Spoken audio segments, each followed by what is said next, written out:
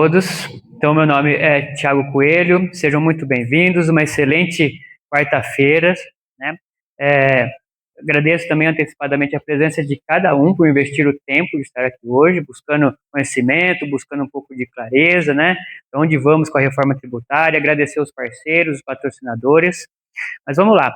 Hoje, deixa eu só colocar o slide inicial aqui. Hoje a gente vai falar o que é a reforma tributária.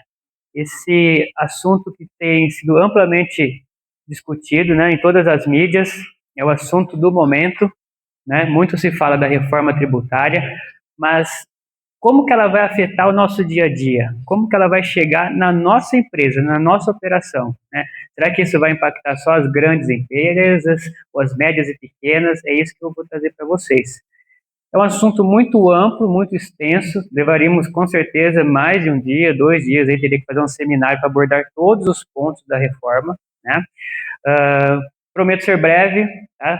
Vou ser bem objetivo. Eu elenquei alguns pontos que eu considero chave para todas as empresas, onde haverá mais impacto na operação, né? Qual mudança de cultura que deve haver pelas empresas, tá? Então, como já foi dito pelo Diego, nós não vamos abordar um ramo específico do comércio, do serviço, da indústria, mas vamos dar uma clareza mais geral de operação, tá? Também não vou entrar em questões de base legal, ser uma parte jurídica, eu quero ser mais prático aqui com vocês hoje, tá?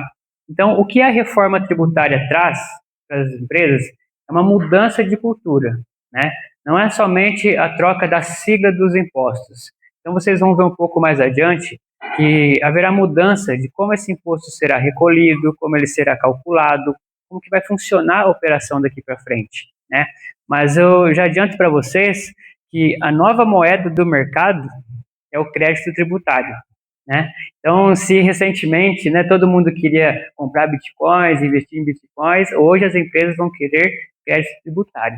Então, aquela empresa que conseguir gerar crédito, acumular crédito, deixar de perder oportunidades de crédito, ela vai ter uma gestão mais eficiente, vai melhorar sua margem de lucro, vai ficar mais competitiva, ou seja, vai lucrar mais dinheiro no bolso dos sócios, né? Então, isso vocês vão ver que é muito importante, uma gestão eficiente, uma gestão estratégica. Então, o que é a reforma tributária? Simplesmente, então, vamos trocar algumas siglas, não é bem isso. Então, sai o PIS e COFINS, entra a CBS. Sai o ICMS e ISS, entra o IBS.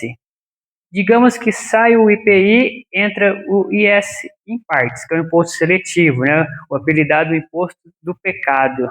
Por que estão chamando do imposto do pecado? Ele vai incidir em uma gama menor de produtos, mas são produtos considerados nocivos, né? Como, por exemplo, bebidas alcoólicas, bebidas com alto teor de açúcar, alguns tipos de minérios, embarcações, aeronaves, tudo aquilo que gera um certo nível de poluição, que seja nocivo para nós, vai ter uma carga tributária. E quanto mais nocivo, maior vai ser a alíquota, tá?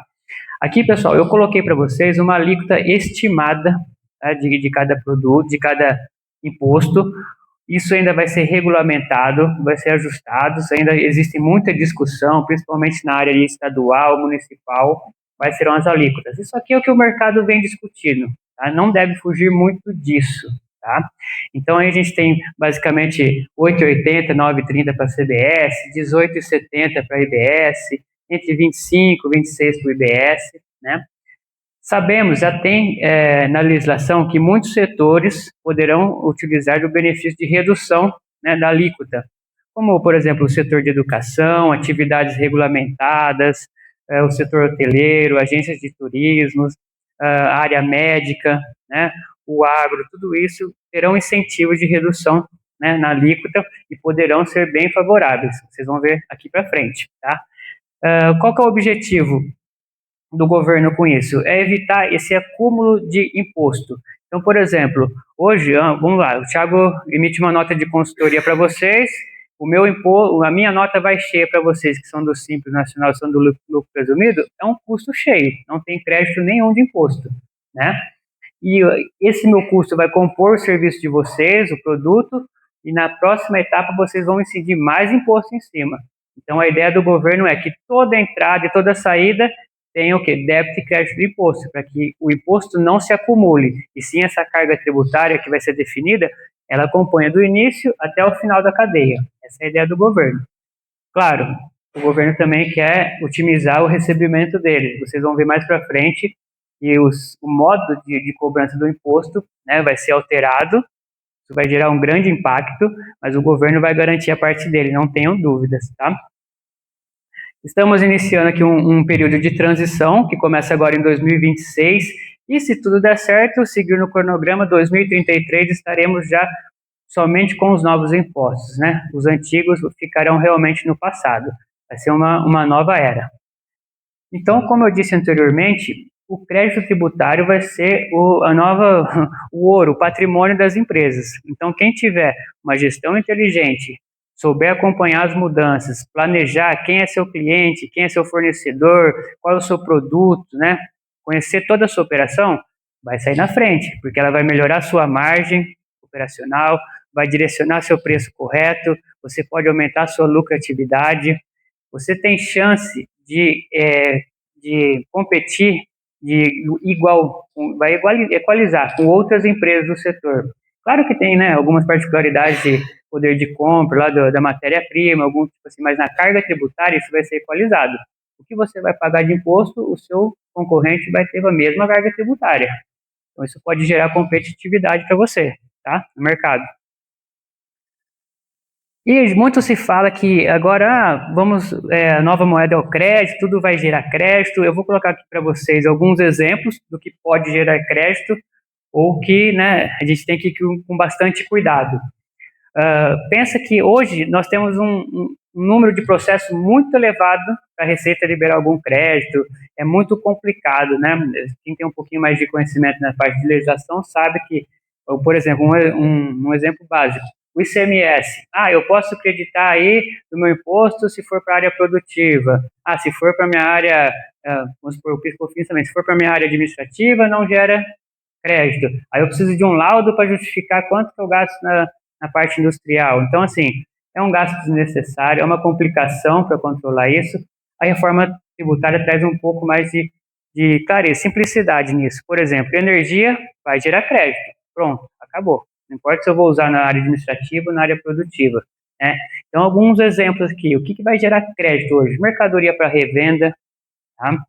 Insumos, se eu sou uma indústria, se eu sou um prestador de serviço, consumo material na minha prestação, serviços tomados, algum serviço de apoio que me apoie na entrega do meu produto, do meu serviço, energia elétrica, aluguel, locações, softwares, sistemas de apoio, vão dar crédito, frete, máquina, equipamentos, né?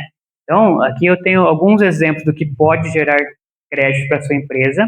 A gente vai ter uma gama muito grande de oportunidades de gerar crédito, mas também a gente deve ter cuidado, deve ter prudência, né? O que não gera crédito?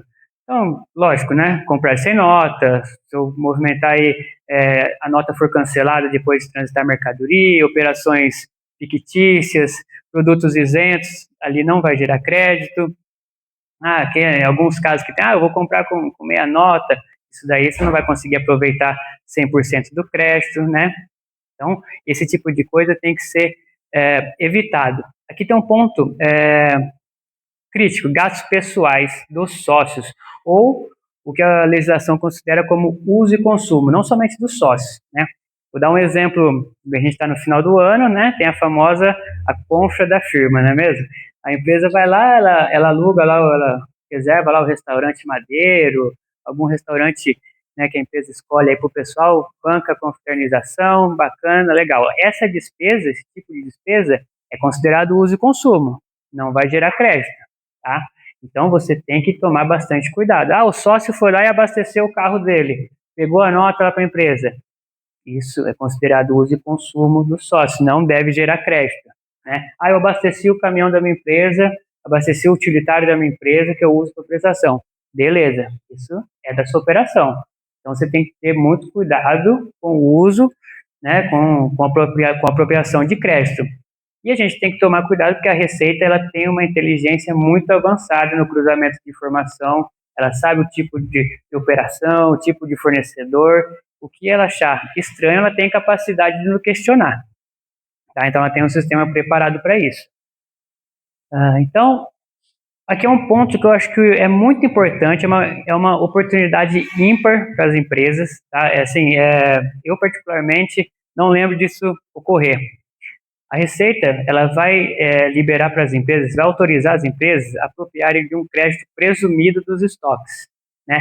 Nessa transição tributária, que começa para valer em 2027, quem tem estoque, seja para revenda, seja para consumo na industrialização, prestação de serviço, vai poder se creditar da CBS. Então, tem uma ótima oportunidade de você colocar dinheiro, né, no seu ciclo financeiro, você melhorar sua margem, ou seja, mais lucro, mais dinheiro no bolso do sócio. Né? Para mim, eu particularmente não lembro da Receita falar assim, ó, só compre o seu papel, que eu vou te dar um crédito. Não lembro dela fazendo isso. Então, aqui um exemplo, tá, básico. A empresa tem 300 mil em estoques.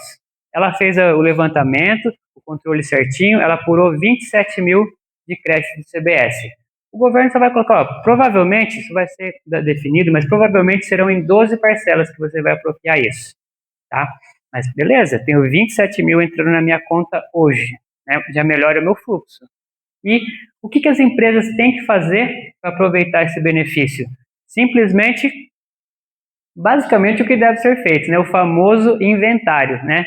Acredito de vocês que já estejam com o inventário de vocês planejado para o final do ano, né? Vão separar um dia, um momento aí do dia para fazer toda a conferência.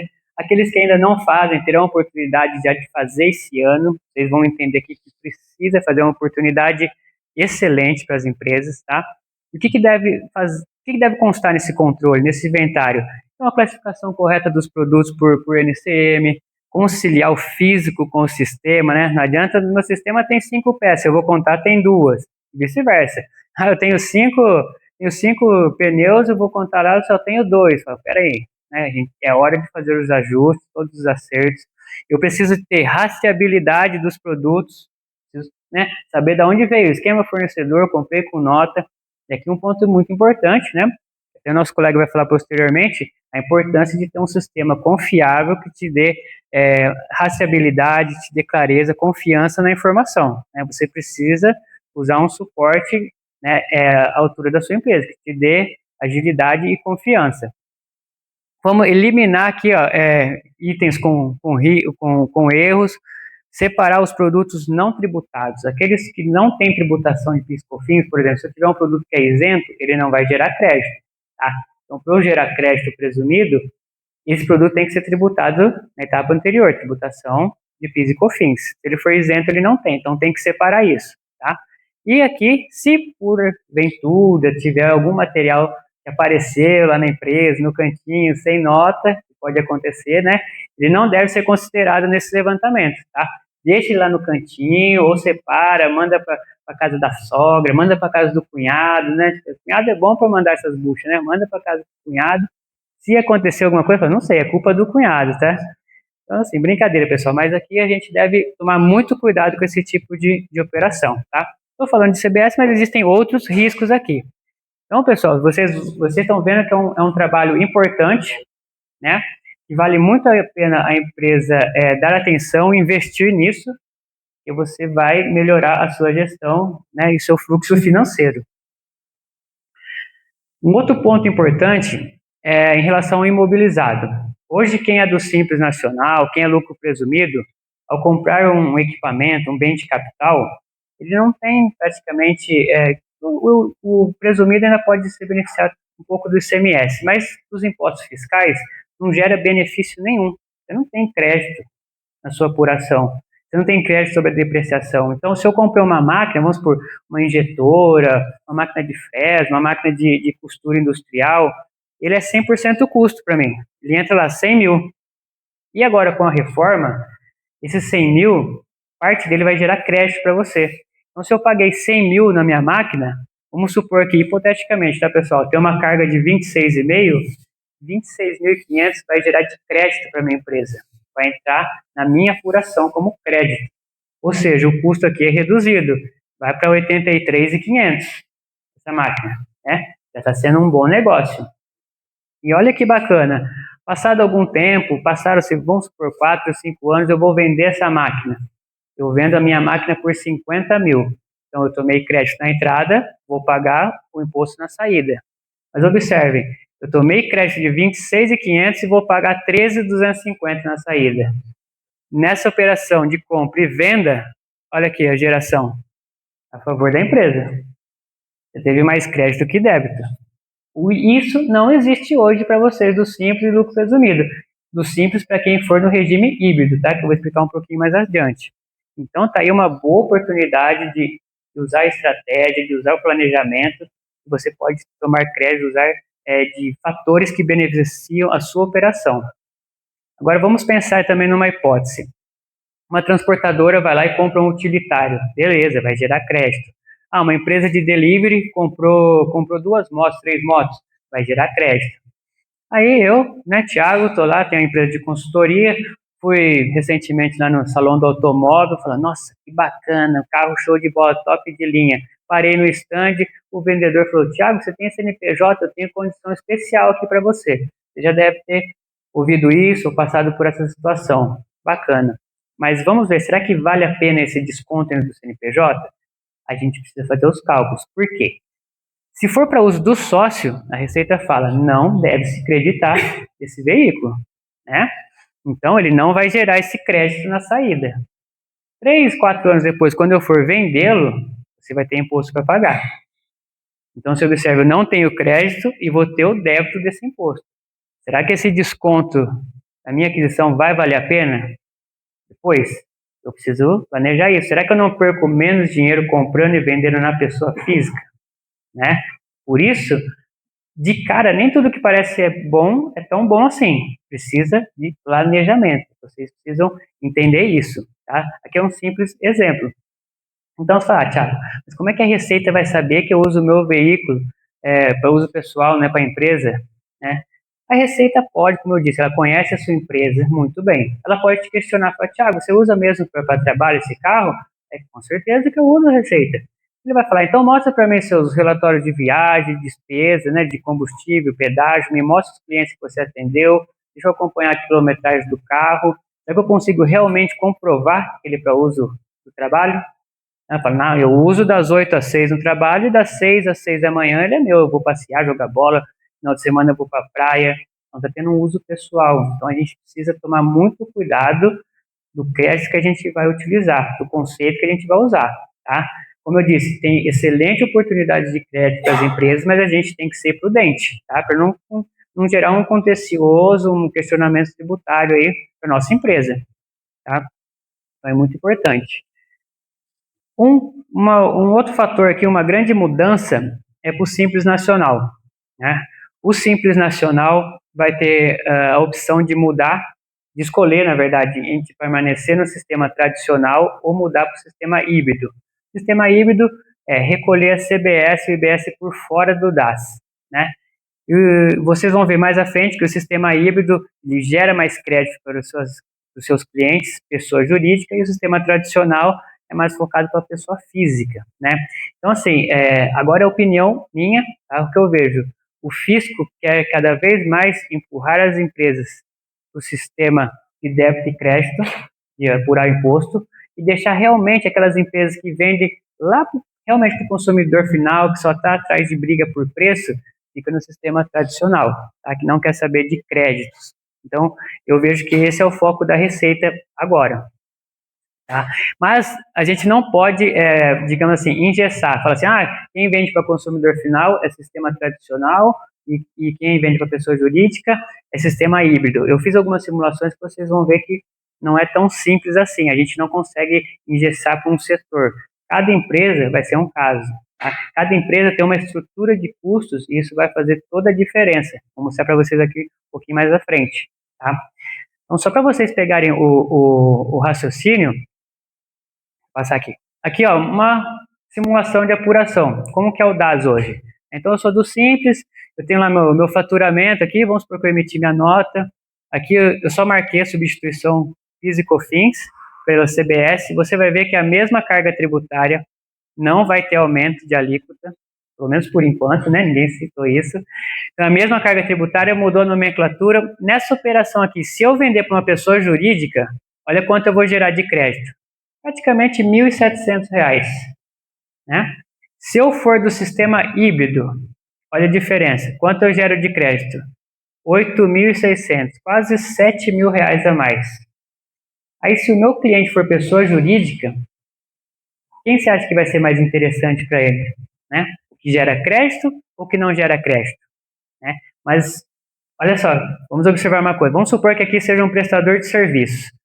Eu posso gerar esse crédito, bacana. Então, aqui eu fiz uma suposição que ele tem um custo aqui de prestação de serviço de 40% do faturamento, gerou crédito. Então, quanto que isso vai representar efetivamente para mim?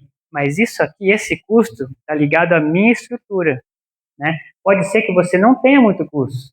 Pode ser que eu nem pague aluguel, eu sou home office, né? Eu tenho apenas o gasto com um sistema de gestão, sistema de apoio. Você vai ter muito pouco crédito, né? Conforme a estrutura de cada empresa, você vai ter direito a um crédito maior ou menor. Nesse exemplo aqui, então, a alíquota efetiva, 14%, tá? Então, ó, do inicial para 10 no sistema híbrido, aumentou 34%. Aí você vai falar, será que vale a pena eu mudar para o sistema híbrido? Mas aí está um X da questão. Se eu ficar no tradicional, eu perco meus clientes PJ. Posso perder. E aí, como é que eu faço? Se eu ficar aqui no sistema híbrido, eu preciso rever minha estrutura de preço, né? Meu fluxo de caixa, minha margem de lucro, como que a minha empresa vai suportar isso? Será que eu vou pagar do bolso essa redução aqui, ou eu vou conseguir repassar, vou mexer na minha estrutura? Então, vocês vão entendendo que vocês terão decisões importantíssimas, né? Então, nem tudo que é mais vantajoso de início, né, é de fato. Então, a gente precisa conhecer o nosso fornecedor, o nosso produto, o nosso cliente, né? Muitas vezes eu preciso conhecer o cliente do meu cliente. Né? Como assim, Thiago? Vamos supor que eu sou um distribuidor de embalagens, né? O meu cliente são outras empresas PJ, né? E o cliente do meu cliente? Será que ele é o consumidor final mesmo ou ele ainda vende embalagem com outro processo? Ou seja, o meu cliente ele vai querer o sistema híbrido, se ele for presumido, se ele for real, ele vai querer crédito da minha empresa. Se eu não gerar crédito, eu posso perder mercado, porque eu não vou ser interessante para ele. Ele pode querer buscar outro fornecedor, né? Então você fala, não, eu não posso perder mercado. Então, se eu não gero crédito, eu vou diminuir, eu vou jogar meu preço lá embaixo. Mas e a sua margem de lucro? Como é que faz? Você vai bancar do seu caixa? Tudo isso tem que ser pensado, tá? Então, pessoal, são simples exemplos de como a reforma vai impactar a nossa operação de fato. Aqui é um simples resuminho, tá? Então, o sistema tradicional é mais focado para a pessoa física, não quer saber de crédito, ele quer saber de preço. Na verdade, se a gente tiver a mesma qualidade, prazo de entrega, tudo, a gente sempre vai optar pelo mais barato. Dificilmente a gente vai escolher o mais caro, não é mesmo? A gente quer pagar o mais barato. Então, ó, o volume é alto de vendas, o ticket é baixo. Isso aqui é característica do sistema tradicional. Sistema híbrido tem foco em crédito, né? Tem um volume médio, baixo, ticket alto. Agora o importante aqui, ó, contratos e compliance. O que é isso? Vamos traduzir esse compliance. A minha empresa tem regularidade fiscal, eu tenho saúde financeira, vocês vão entender porque isso é importante um pouquinho mais adiante, tá? Então esse é um tipo de análise que a gente já tem que fazer para a escolha do nosso regime tributário. Então, ó, meu cliente é pessoa física ou pessoa jurídica? Ele quer crédito ou ele não quer crédito? Ele está mais focado em preço ou não? A minha empresa tem regularidade fiscal, saúde financeira? Porque isso pode comprometer a sua operação. Vocês vão entender aqui. Eu separei aqui casos simples, só para a gente pegar o raciocínio, tá? Vamos supor, eu tenho uma loja de roupas aqui, uma confecção, 70% da minha carteira é pessoa física. Você fala de cara, então é sistema tradicional. Ok. Vamos supor agora que a minha loja de roupas seja de uniformes profissionais e a minha carteira seja outras pessoas jurídicas, outros prestadores de serviço. Provavelmente eles serão regime normal, eles vão querer débito e crédito. Se eu continuar no tradicional, eu posso perder competitividade, posso perder mercado, não vou conseguir vender para eles. Então, eu tenho que migrar para o sistema híbrido ou presumido. Então, aqui vocês vão entendendo que a gente não consegue engessar por setor. E sim, cada empresa tem que analisar a sua realidade.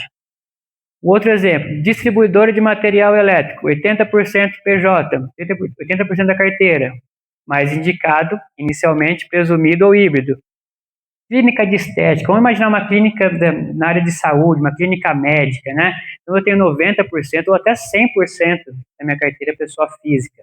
Ah, eu vou continuar no sistema tradicional do Simples. Ah, mas no Simples eu estou no anexo 5. Se eu não conseguir a redução do fator R, o anexo 5, o mais oneroso da tabela do Simples. Ah, não, eu posso migrar o híbrido ou presumido porque eu tenho uma presunção de redução. Lembra que eu falei lá no início? Algumas atividades terão redução de alíquota. A área médica é uma delas. Então, por exemplo, na área médica, eu vou ter a minha clínica é bem localizada aqui na cidade de Campinas, está no Cambuí, Nova Campinas, ou está dentro de um shopping, então eu vou ter um aluguel alto que vai me gerar crédito. Eu vou ter meus insumos, por exemplo, botox, linha de ouro, meus serviços de consultoria, né, meu serviço de apoio, tudo isso vai me gerar crédito. Será que não compensa, então, eu migrar? Né? Na matemática, o que me gera crédito, será que não compensa eu migrar, em vez de ficar só no simples? E, inicialmente, é o melhor? Um exemplo bem bacana, que vai abranger bastantes empresas. Oficina mecânica, oficina de assistência, instalação de ar-condicionado. Então, eu tenho uma carteira mista. Aí eu tenho que avaliar. Poxa, eu tenho 40% da minha carteira pessoa jurídica, eu tenho 60% da minha carteira pessoa física. Né? Qual que é o mais indicado para mim? Aí você tem que olhar, poxa, por mais que seja 40% PJ, o meu faturamento está concentrado aqui em 4, 5 PJs. É a maior parte. Então, já tem uma indicação de você ir para o sistema híbrido ou presumido. Ah, minha carteira é bem distribuída, é bem pulverizada, o meu dinheiro realmente vem mais, não tem concentração, vem mais da pessoa física. Eu vou para o sistema tradicional. Então, pessoal, vocês estão num momento estratégico de definir quem é seu cliente-alvo, quem que você quer atender. Né? A reforma vai obrigar as empresas a segmentar. Então, a minha empresa, o meu serviço, vai ser segmentado para pessoas jurídicas, vai ser segmentado para pessoa física. Isso vai fazer toda a diferença na sua tributação. Pode. Quando o meu cliente for pessoa jurídica, mas ele não tem inscrição estadual. A inscrição estadual, o projeto do governo é ser substituído somente pelo CNPJ. Tá? Com o início do IBS, vai ser base tudo o CNPJ. Tá? As empresas não terão aquele monte de inscrição estadual. Esse é o projeto. Então, vai ser tudo concentrado no CNPJ. Né?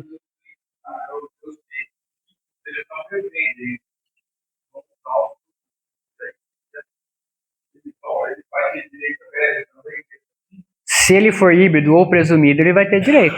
Se ele for usar na operação, tá?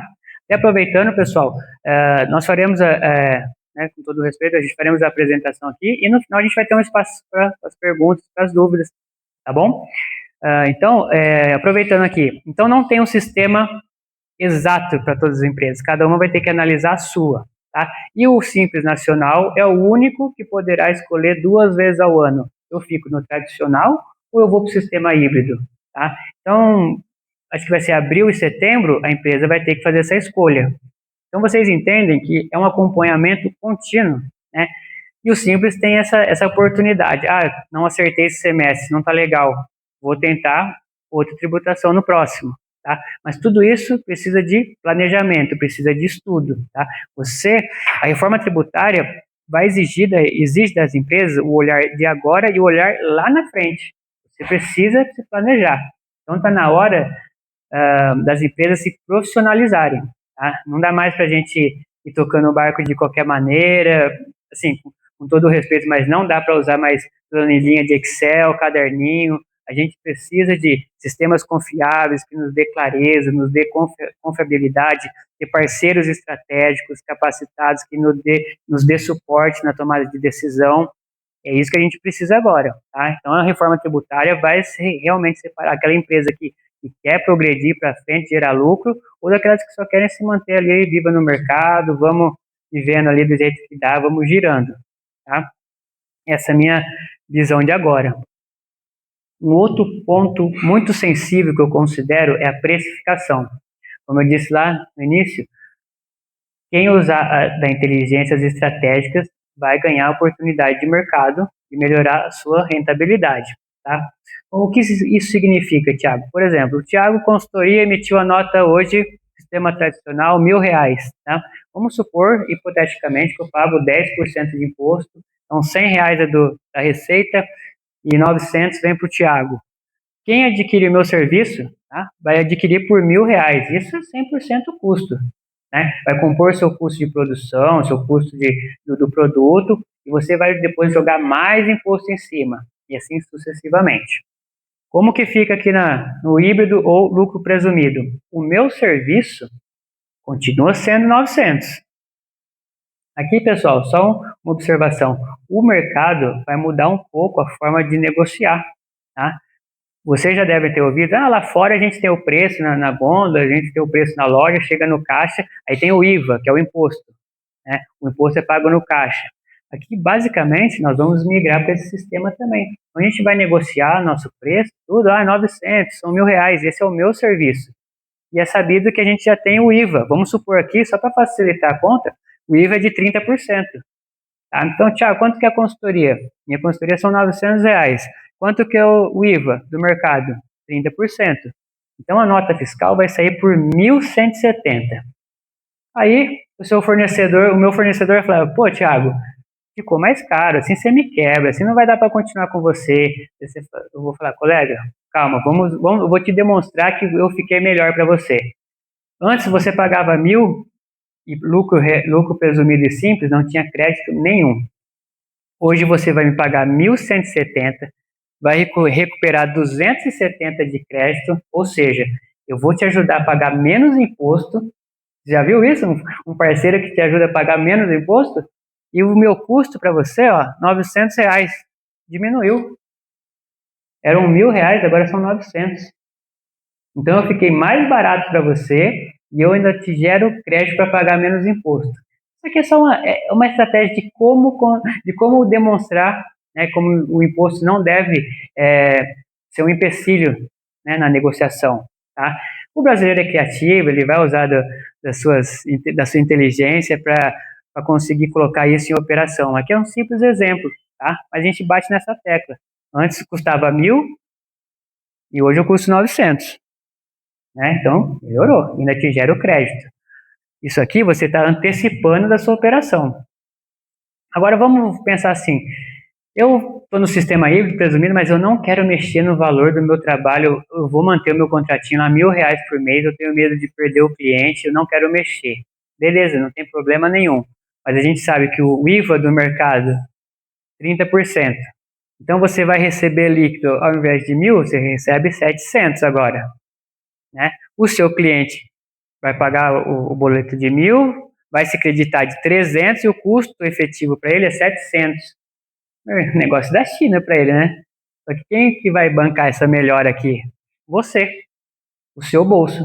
Se você não mexer na sua estratégia, na sua precificação, quem vai bancar isso é a sua empresa.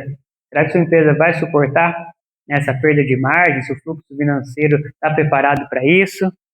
Então, você está vendo como a reforma traz impactos significativos na nossa operação. Então, aqui são pequenos exemplos, tá, pessoal? Uma outra mudança impactante é o split payment, palavra chique, né, palavra bonita, mas é apuração assistida. Tá? Então, isso quer dizer que o governo vai olhar em tempo real, olhar de perto todas as nossas compras, todas as nossas vendas. Né? Imagine aí você trabalhando, né, dando duro danado, e quem está olhando ali no computador suas operações é o Alexandre de Moraes. Imagine, né? Se você pisar fora da linha, o que pode te acontecer? Brincadeiras à parte, pessoal, não entrando no cunho político, longe disso, isso é uma brincadeira para descontrair, mas a Receita vai olhar muito mais de perto. Imagine, ela vai ter em tempo real suas vendas, suas compras, né, praticamente. Ela já sabe quanto que você movimenta no banco, quanto passa na sua maquininha de cartão. Ela tem mais informação do que a sua esposa, do que o seu marido. Ela sabe muito mais da nossa vida que a gente imagina, né? Então, às vezes, o maridão ou a esposa foi lá e estourou um pouco do cartão, eu passo antes lá na caixinha de correio, sumo com a fatura, ninguém fica sabendo. A Receita não é assim. Ela vai saber na hora. Ela vai ter a informação em tempo real. E em condições suficientes de nos rastrear, de nos questionar qualquer operação.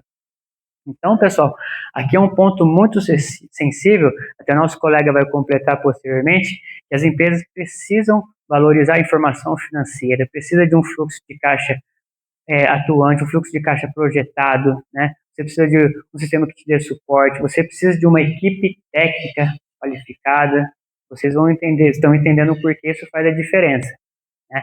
E o que significa também o split payment?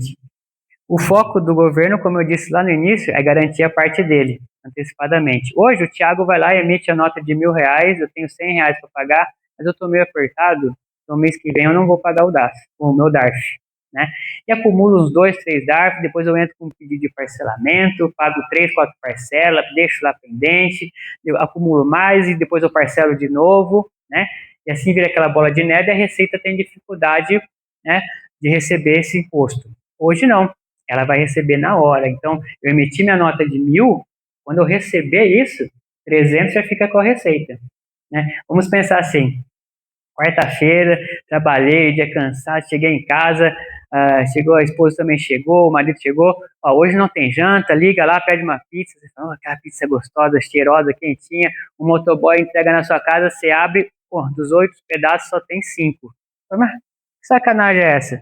Você liga lá na pizzaria e fala, colega, tá faltando 3 pedaços aqui. Eu falo, senhor, o que acontece? Saiu com 8 pedaços, mas primeiro ele teve que entregar 3 pedaços para a Receita. Então você vai receber 5 pedaços de pizza, né?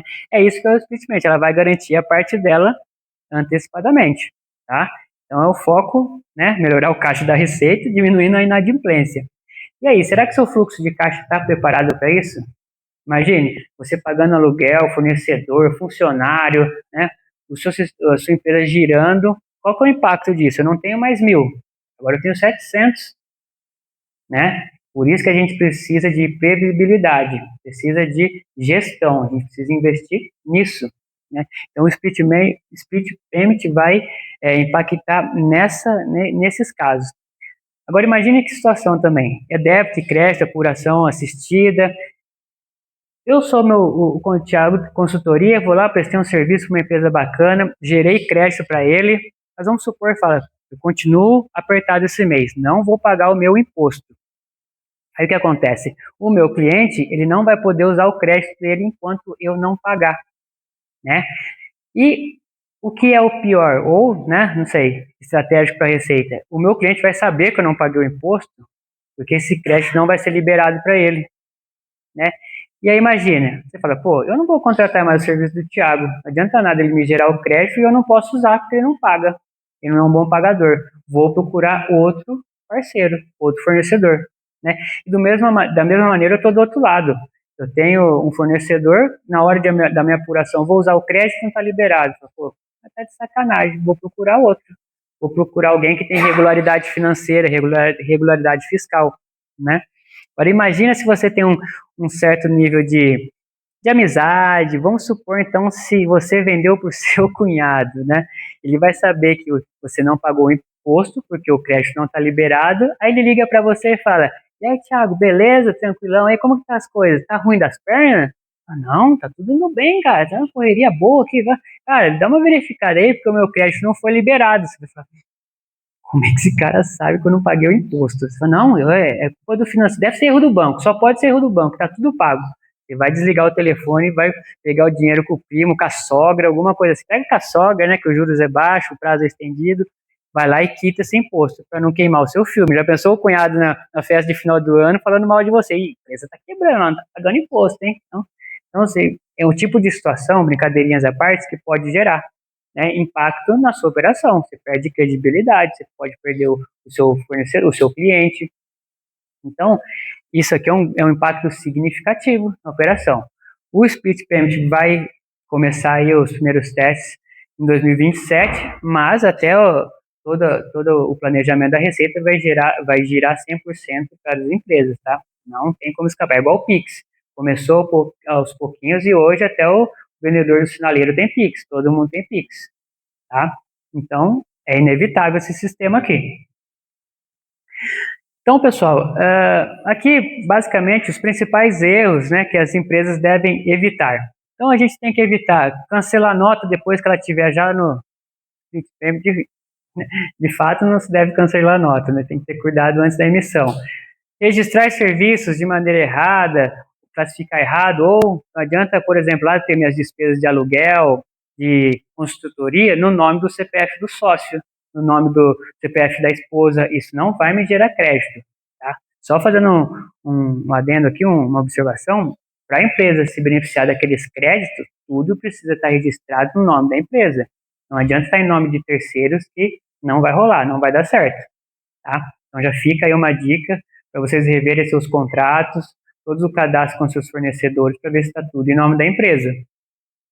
Então, ó, notas com alguma informação imprecisa, aqui é um exemplo de CNPJ, mas pode ser outra, estoque bagunçado, como eu falei, eu não tenho rastreabilidade, eu não sei de quem eu comprei, quanto eu paguei, o meu físico não bate com o sistema, então tudo isso pode te prejudicar, pode fazer, além de atuação fiscal, você perder a oportunidade de crédito que eu falei lá atrás, tá? Então, pessoal, vocês estão num momento ímpar, esse momento de transição, como eu disse, é um momento que a reforma vai exigir uma profissionalização das empresas, vocês têm que buscar capacitação, momento que as empresas têm que ser mais estratégicas em suas decisões, fazer planejamento, você viu que é importantíssimo, pode definir o futuro da sua empresa, tá? Levar a empresa de qualquer jeito, você vai ter grandes dificuldades.